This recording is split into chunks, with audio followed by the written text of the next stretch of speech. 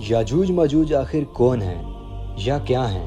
کیا یہ کوئی جانور ہیں یا کوئی ایسی مخلوق جس کو آج دن تک نہ کسی نے دیکھا اور نہ کسی نے جانا؟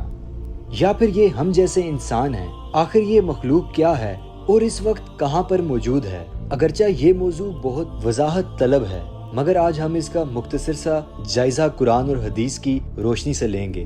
اسلام میں یاجوج ماجوج کا ذکر قرآن اور حدیث دونوں میں ملتا ہے اور اسے قرب قیامت کی بڑی نشانیوں میں سے ایک نشانی کہا جاتا ہے، جس میں دجال اور حضرت عیسیٰ کی واپسی کا بھی ذکر ہے۔ اس فتنے کا ذکر تورات میں بھی موجود ہے۔ آخر یاجوج ماجوج کی شروعات کہاں سے ہوئی؟ آخر ان کا تاریخ پس منظر کیا ہے؟ دوستو، حضور اکرم صلی اللہ علیہ وآلہ وسلم کے دور میں کچھ عرب لوگ ایک یہودی عالم کے پاس گئے اور اس سے مشورہ کیا کہ حضور اکرم صلی اللہ علیہ وآلہ وسلم سے ایسا کیا سوال پوچھا جائے کہ ان کے نبی ہونے کی حقیقت واضح ہو جائے۔ اس یہودی عالم نے عربوں کو 3 سوال پوچھنے کا کہا۔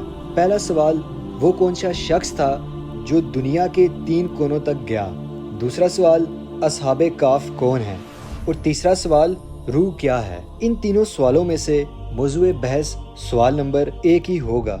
اللہ نے قرآن مجید میں اس سوال کے جواب میں اپنے محبوب کو یوں عطا فرمایا، یہ آپ سے دریافت کرتے ہیں اے محمد صلی اللہ علیہ وآلہ وسلم ذوالقرنین کے بارے میں، آپ کہہ دیجئے میں ان کی تمہیں کچھ خبر دیتا ہوں۔ اس آیت میں ذوالقرنین کا ذکر کیا گیا ہے اور یہ وہی شخصیت ہیں جن کا سوال اس یہودی عالم نے کیا کہ وہ کون سا شخص ہے جو دنیا کے 3 کونوں تک گیا۔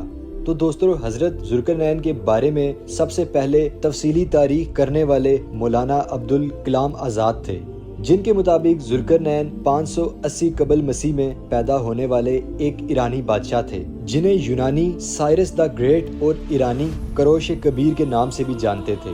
ذوالقرنین کے لفظی معنی ہیں 2 سینگ والا۔ یہ 2 سینگ ذوالقرنین کی زیر عطا 2 سلطنتیں پارسا اور میدیا کو ظاہر کرتی ہیں، اور جب ذوالقرنین کا مقبرہ کھودا گیا تو اس میں 3 سینگوں والا ایک مجسمہ بھی دریافت ہوا۔ ان 3 سینگوں پر نمایاں طور پر دنیا کے 3 حصے ڈرا کیے ہوئے ہیں جہاں ذوالقرنین گئے اور ان کو فتح کیا۔ پہلا حصہ آج کل کے میپ کے مطابق افغانستان، بلوچستان، ایران، جبکہ دوسرا حصہ آرمینیا، ترکی کا علاقہ، جبکہ تیسرا حصہ عراق کا علاقہ ہے۔ مگر دوستو، یہاں سوال یہ ہے کہ یہودی ذوالقرنین کو کس طرح جانتے تھے؟ اس بات کو سمجھانے کے لیے ہمیں 500 قبل مسیح بابل کی تاریخ میں جانا پڑے گا۔ بابل اس وقت کی مضبوط ترین ریاست سمجھی جاتی تھی جب بابل کے بادشاہ نے یروشلم پر حملہ کیا اور فرسٹ ٹیمپل کو تباہ کر دیا اور وہاں موجود سب یہودی آبادی کو غلام بنا کر وہ بابل لے آیا، اور پھر کچھ سالوں بعد ذوالقرنین نے آسانی سے بابل کو شکست دے کر اسے فتح کر لیا۔ ذوالقرنین نے یہاں پر کوئی خون خرابہ نہیں کیا اور بہت ہی کم مزاحم کے ساتھ بابل کو فتح کیا، کیونکہ وہ ایک نرم دل اور عادل حکمران تھے۔ بابل کو فتح کرنے کے بعد ذوالقرنین نے اپنا مشہور زمانہ فرمان جاری کیا، جو کہ آنے والی نسلوں کے لیے پہلا قانونی آئین بنا، جس کی نقل آج بھی یونائیٹڈ نیشن اسمبلی کی بلڈنگ، برٹش میوزیم اور ایرانی پارلیمنٹ میں موجود ہیں۔ اور امریکہ میں اپنی سیاست کو چلانے سے پہلے لیڈرز اس قوانین کو ضرور پڑھتے ہیں۔ ذوالقرنین وہ غیر یہودی شخصیت تھے جن کو یہودی بھی اپنا مسیحا قرار دیتے تھے۔ ان کی سلطنت موجودہ دور میں پاکستان، افغانستان سے لے کر ایران اور یونان کے ساحلوں تک پھیلی ہوئی تھی۔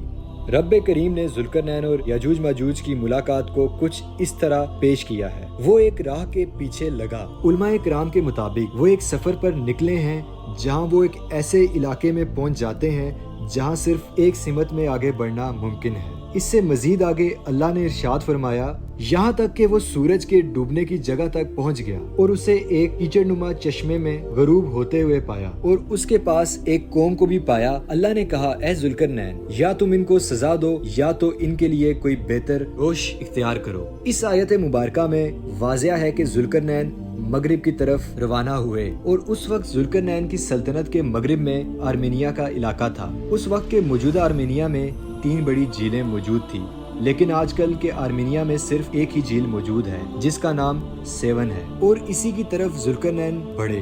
یہ جھیل آرمینیا کے کل رقبے کا 5% ہے۔ قرآن پاک میں اس جھیل کی خصوصیت اس کی کالی رنگت یا کیچڑ نما ہونا ہے۔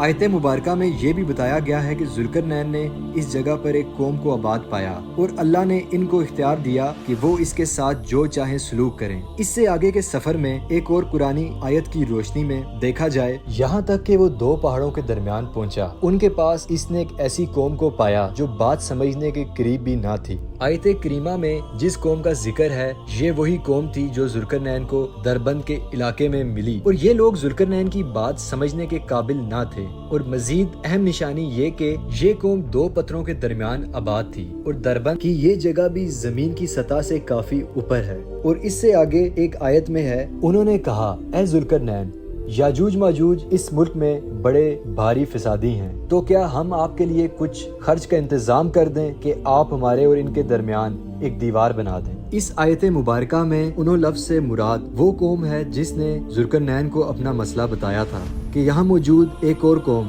جو کہ یاجوج ماجوج ہیں وہ بہت فسادی ہیں، اگر آپ کہیں تو ہم آپ کے لیے کچھ مال کا انتظام کر دیں تاکہ آپ ہمارے اور یاجوج ماجوج کے درمیان ایک دیوار بنا دیں۔ دوستو، اکثر لوگوں کو یہ بھی گمان ہے کہ یاجوج ماجوج کوئی ایسی مخلوق ہیں جو کہ غیر انسانی اور دیو قامت ہے۔ یہ گمان صرف قرآن اور حدیث کا مطالعہ نہ کرنے کا نتیجہ ہے، لہٰذا یہی وجہ ہے کہ لوگ قیامت کی اتنی بڑی نشانی سے بھی بے خبر ہیں۔ دوستو، یاجوج ماجوج بھی انسانوں کی طرح ایک قوم ہی ہے۔ اس کی وضاحت ہم آپ کو بخاری اور مسلم کی حدیث جس کے راوی ابو سعید خدری رحمۃ اللہ علیہ ہیں، اور جس کا مفہوم یہ ہے کہ قیامت کے دن اللہ تعالیٰ آدم علیہ السلام سے کہیں گے کہ اپنی اولاد میں سے جنتی اور جہنمی الگ الگ کر دو، تو ہر 1000 میں سے ایک جنتی اور 999 جہنمی ہوں گے جو کہ یاجوج ماجوج میں سے ہوں گے، یعنی یہ قوم یاجوج ماجوج بنی آدم میں سے ہی ہے۔ مگر یہاں پر دماغ میں ایک سوال آتا ہے کہ آخر بنی آدم کی اتنی کثیر تعداد یاجوج ماجوج کی صفوں میں کیسے شامل ہوگی؟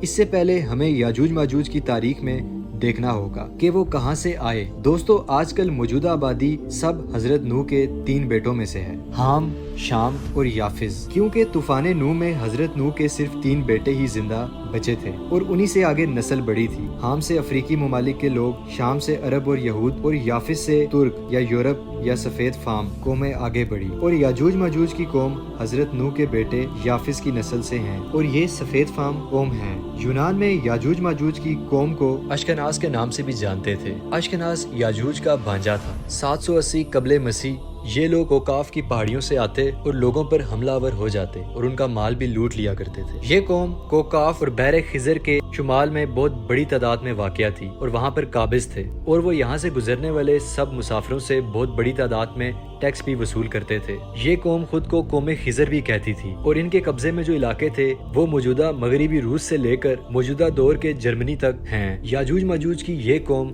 آس پاس کے کمزور قوموں پر بہت ہی تشدد کرتی تھی اور ان کا خون خرابہ کر کر ان کا مال بھی لوٹ لیا کرتی تھی، اور کچھ بچے زندہ لوگوں کو غلام بنا لیا کرتی تھی، جن کو بعد میں یا تو پکا پکا غلام بنا لیا جاتا اور ان سے کوئی کام کروایا جاتا، یا تو ان کو بیچ دیا جاتا، اور جو راہ گزر اس علاقے سے گزرتا تھا اس پہ بھاری ٹیکس لگایا جاتا تھا، اور جو ٹیکس دینے سے انکار کرتا تھا اس کو مار دیا جاتا تھا۔ لہٰذا دربند کے لوگوں نے انہی وجوہات کی بنا پر ذوالقرنین کو اس قوم کے بارے میں بتایا اور ان کی مدد مانگی۔ جیسا کہ آیت مبارکہ میں بتایا گیا ہے کہ دربند کے لوگ اپنی تعمیرات لکڑی سے کیا کرتے تھے، جبکہ ذوالقرنین کے دور میں فن تعمیرات عروج پہ تھا اور پتھروں اور لوہے سے بھی تعمیرات کی جاتی تھی۔ تو وہاں کے لوگوں نے ذوالقرنین سے مدد مانگی کہ ہمارے اور یاجوج ماجوج کے درمیان ایک دیوار بنا دیں، جبکہ وہ مالی اور فوجی امداد دینے کو بھی تیار تھے۔ مگر اگلی آیت میں اللہ تعالیٰ نے کچھ یوں فرمایا، انہوں نے کہا اے ذوالقرنین، یاجوج ماجوج اس ملک میں بھاری فسادی ہیں، تو کیا ہم آپ کے لیے کچھ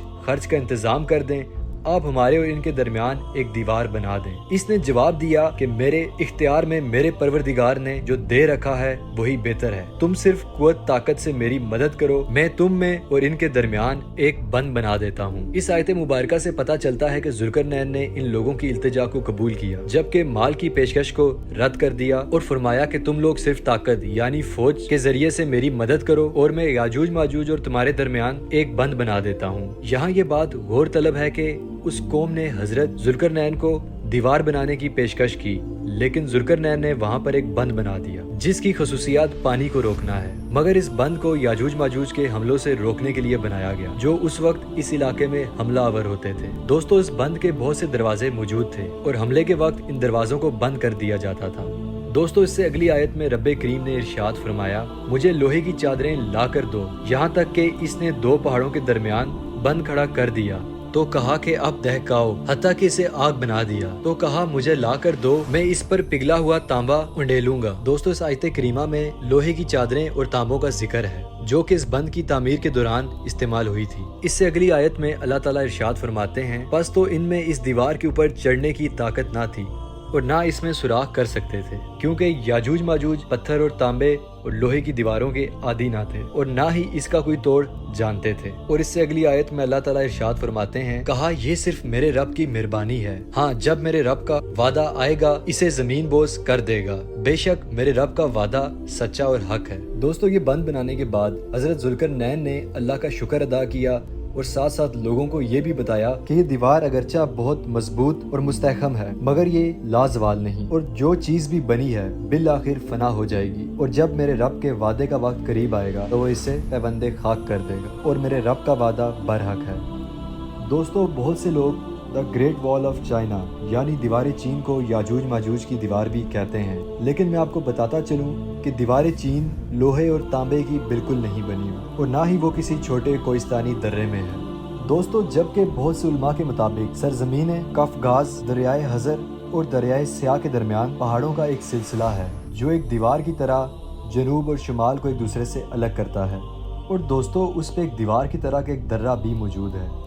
दोस्तों यहाँ पर एक लोहे की दीवार भी देखने को मिलती है और इसी बिना पर बहुत से लोग इसे वो दीवार भी कहते हैं जो जुल्करनैन ने बनाई थी, लेकिन दोस्तों इसमें भी काफ़ी इख्तिलाफात पाए जाते हैं। दोस्तों अगरचा दीवार जुल्करनैन बहुत ही मजबूत बनाई गई है और उसमें सुराख कर पाना या उसके ऊपर चढ़ पाना नामुमकिन है, लेकिन जब अल्लाह का वादा पूरा होगा तो वो इसे रेजा रेजा कर देगा और इसे ज़मीन के बराबर कर देगा। दोस्तों इस वादे से मुराद क़यामत के करीब याजूज माजूज का ज़हूर है। दोस्तों एक हदीस में आप सल्लल्लाहु अलैहि वसल्लम ने उस दीवार में थोड़े से सुराख को एक फितने के करीब होने से ताबीर फरमाई, और एक और हदीस में आता है कि याजूज माजूज हर रोज़ उस दीवार को खोदते हैं और फिर कल के लिए छोड़ देते हैं, लेकिन जब अल्लाह की मर्ज़ी उनके खरूज की होगी तो फिर वो कहेंगे कि कल इंशाअल्लाह इसको खोदेंगे, और फिर दूसरे दिन वो इससे निकलने में कामयाब हो जाएंगे और ज़मीन में फितना और फसाद फैलाएंगे, यानी इंसानों तक को भी खाने से गुरेज नहीं करेंगे।